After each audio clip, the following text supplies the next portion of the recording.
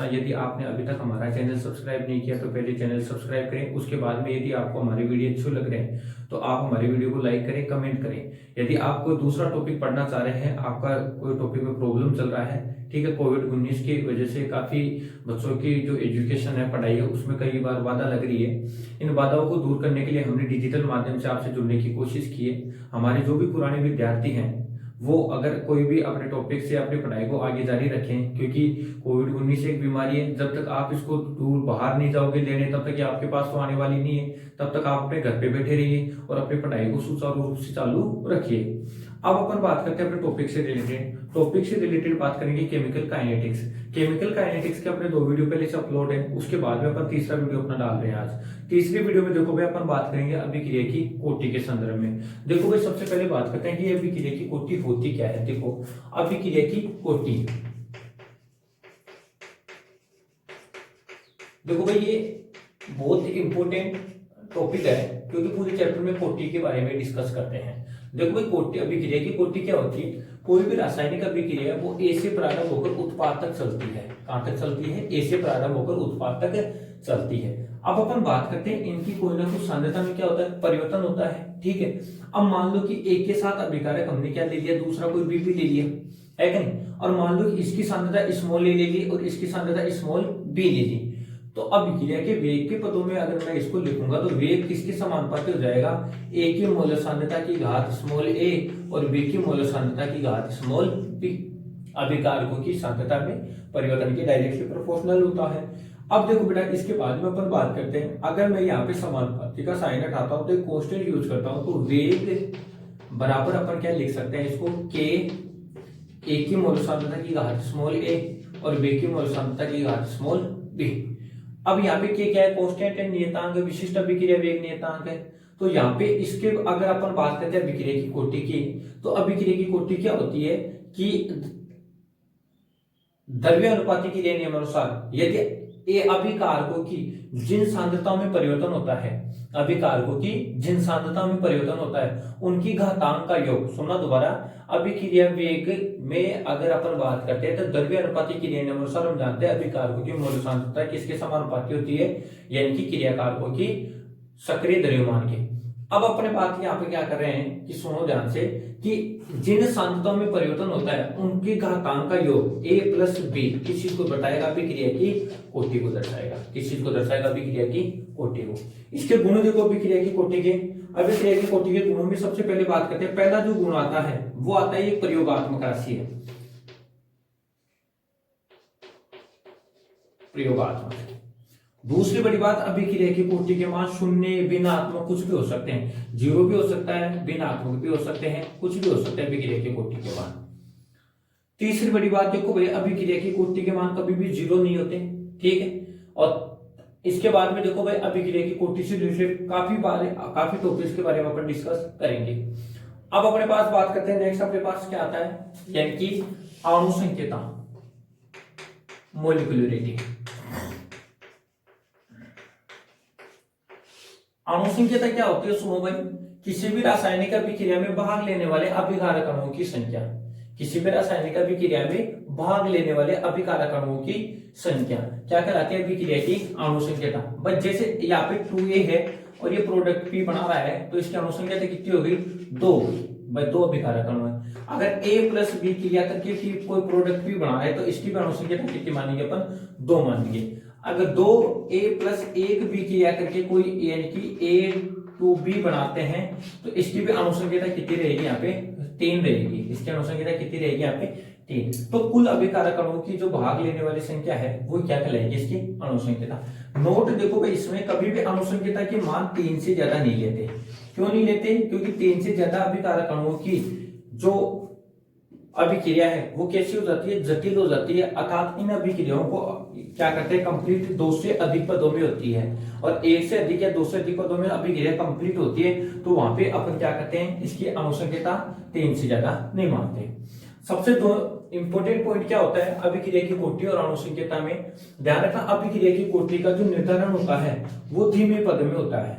कहां में होता है? धीमे पद में होता है, ठीक है। और इसमें भाग लेने वाले सारे पदों में अभिक्रिया की कोटि को देख सकते हैं, चाहे तीव्र हो चाहे धीमा हो। दूसरी बड़ी बात, अणुसंख्यता क्या होती है, एक संख्यात्मक मान होते हैं। क्या होते हैं? संख्यात्मक मान होते हैं, जिसको अपन क्या देखते हैं यहाँ पे, यानी कि सिद्धांत के द्वारा ज्ञात करते हैं। ठीक है, इसके बाद में देखो भाई अपन बात करते हैं इसके मान कभी भी जीरो नहीं होते, इसके मान कभी भी जीरो नहीं होते। और ये तीव्र पदों के लिए और धीमे पदों के लिए, दोनों के लिए देखी जा सकती है। ठीक है, तो ये तो इन दोनों में अंतर हो गया अभिक्रिया की कोटि तथा अणुसंख्यता में। इसके बाद में अपन बात करते हैं अभिक्रिया की कोटि, विभिन्न अभिक्रियाओं की कोटि।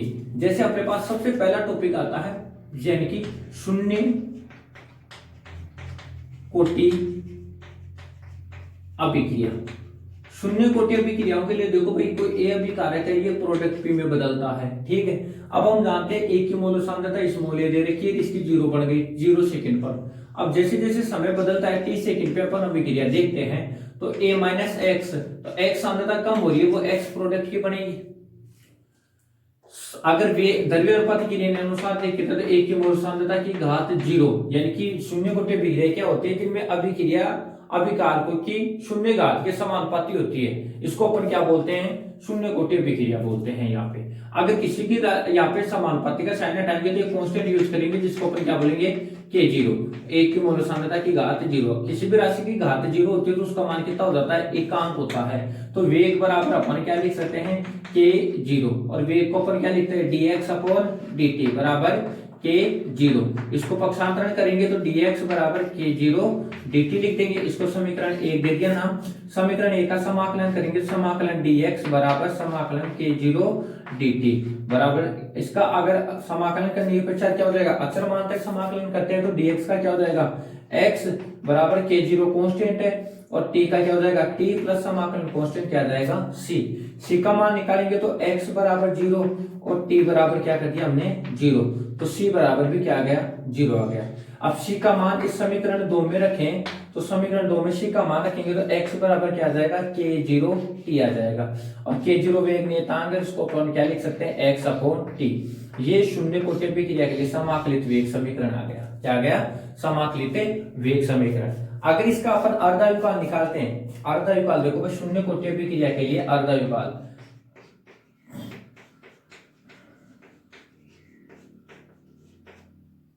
अर्धाविकल निकालते हैं तो देखो भाई अपने पास क्या हो जाएगा, k0 बराबर x अपॉन t आया। अगर इसकी सांद्रता क्या कर दूं, प्रारंभिक सांद्रता क्या थी, समय को आधा कर दूं, तो अर्धाविकल क्या आ जाएगा, t1/2 बराबर a2k0। इसका क्या जाएगा, अर्धाविकल। अब सुनो भाई, इसके बाद में अपने पास जो मेन टॉपिक आया है इस चैप्टर का, दूसरा आया है प्रथम कोटि अभिक्रिया।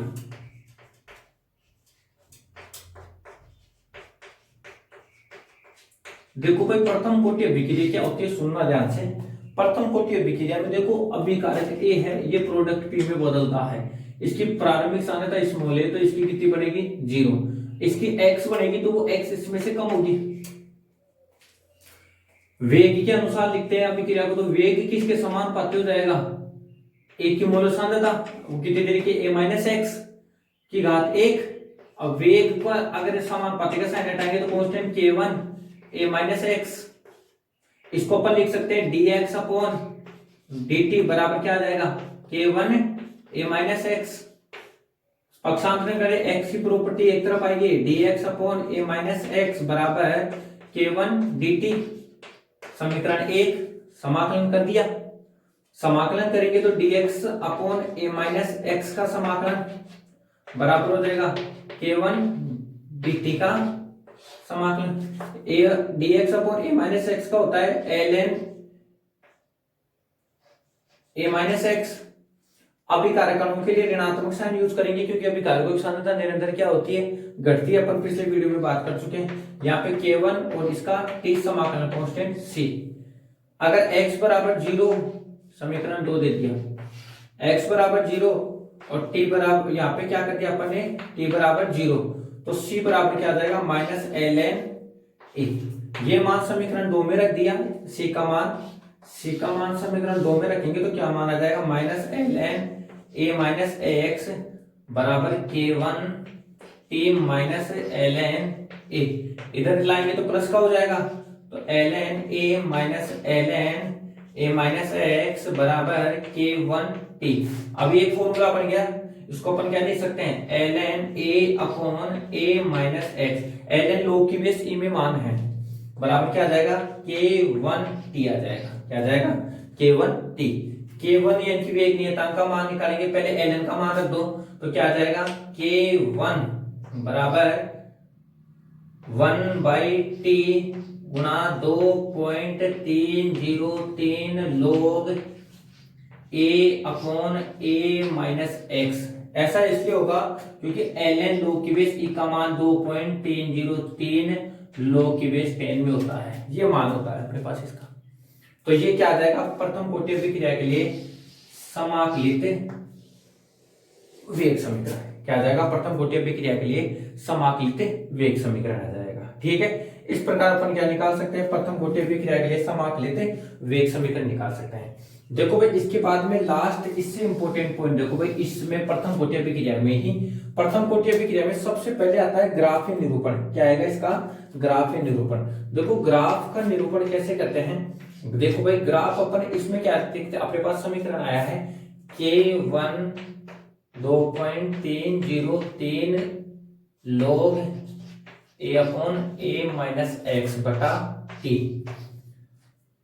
अब अगर अपन क्या करें, log a माइनस एक्स में और t में ग्राफ खींच दें, क्या में log a माइनस एक्स में t में ग्राफ खींच दे, तो इस समीकरण को मैं ऐसे भी तो लिख सकता हूं ना। देखो भाई k1t बराबर 2.303 log a माइनस एक्स लिख सकते हैं क्या, ऐसा कोई दिक्कत नहीं है। अब ये इसके गुणा में तो इधर बटा में आ जाएगा, बटा में लेंगे तो क्या आ जाएगा अपने पास, देखो भाई समीकरण क्या बन जाएगा, minus log a minus x plus log a बराबर k1t 2.303। ठीक है भाई, इसके बाद में देखो भाई, अगर मैं इसको इधर लेके जाऊं तो क्या समीकरण आ जाएगा, और इस सभी सारे समीकरण को माइनस से गुणा कर दो, क्या आ जाएगा, log a माइनस एक्स बराबर k1t बटा 2.303। अब ये प्लस का था तो माइनस का बदल गया, और ये इधर जाके माइनस का, माइनस को माइनस से गुणा करेंगे तो प्लस log a। अब सीधी रेखाखंड के समीकरण द्वारा इसका ग्राफ खींचते हैं, y बराबर m x प्लस c से, तो c तो अंतःखंड हो जाएगा, c का मान तो ये आ जाएगा, x का मान ये आ जाएगा, y का मान इधर दे रखा है ये, और ये क्या आ जाएगा इसका m ढाल, यहाँ पे m किस चीज को शो करेगा, यहाँ पे ढाल को शो करेगा। तो ग्राफ देखो भाई इसका